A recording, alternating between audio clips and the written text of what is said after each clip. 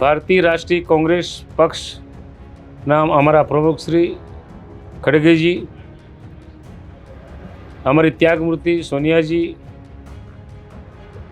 ભારત જોડો અભિયાનના માર્ગદર્શકના સૌ યુવાનોના રાહબર એવા રાહુલજી, ગુજરાતના પ્રભારી મુકુલ વાસનિકજી, ગુજરાત કોંગ્રેસ સમિતિના પ્રમુખ શ્રી શક્તિસિંહજી ગોહિલ, વિધાનસભામાં કોંગ્રેસ પક્ષના નેતા અમિતભાઈ ચાવડાજી, ગુજરાત પ્રદેશનું માળખું અને એઆઈસીસીના CWCમાં બેસતા તમામ મેમ્બરોએ ભેગા થઈને મારા નામના મહોર મારી છે.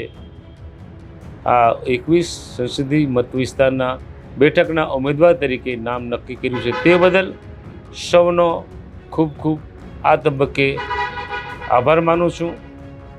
મને આ ફાળવેલી બેઠકને જીતવા માટે અમારી નવી ટીમ, જૂની ટીમ બંને સાથે રહીને ઇન્ડિયા ગઠબંધન જે થયું છે અને એ ગઠબંધનને કારણે આમ આદમી પાર્ટીના સૌ નેતાઓ અને ભારતીય ટ્રાઇબલ પાર્ટી BTPના વડા નરેન્દ્રભાઈ રાઠવા, અર્જુનભાઈ રાઠવા, અમારી ભત્રીજી રાધિકા રાઠવા અને એમના હાથ નીચે કામ કરતા તમામ કાર્યકરોના મદદથી આ બેઠકને અમે જીતવા માટેના પૂરો પ્રયત્ન કરશું અને જીતીને ઇન્ડિયા ગઠબંધનની સરકાર દિલ્હીમાં બને તેના માટેના અમારા સઘળા પ્રયત્નો રહેશે.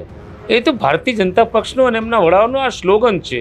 26 બેઠક અમે જીતશું, 400ની પાર અમે નીકળશું.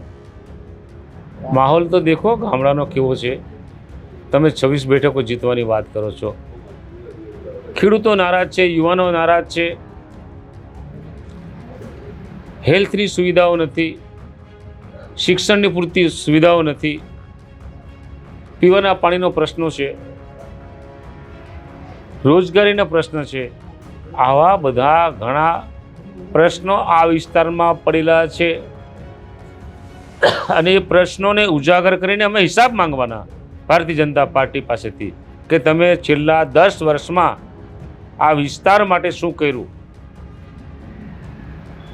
ખેડૂતોને ભરમાવી ભગવાનના રામ નામ ઉપર મત લઈ જઈને શાસન કર્યું, પછી પણ આ આદિવાસી વિસ્તારનો વિકાસ શા માટે નહીં, એ અમે હિસાબ માંગવાના.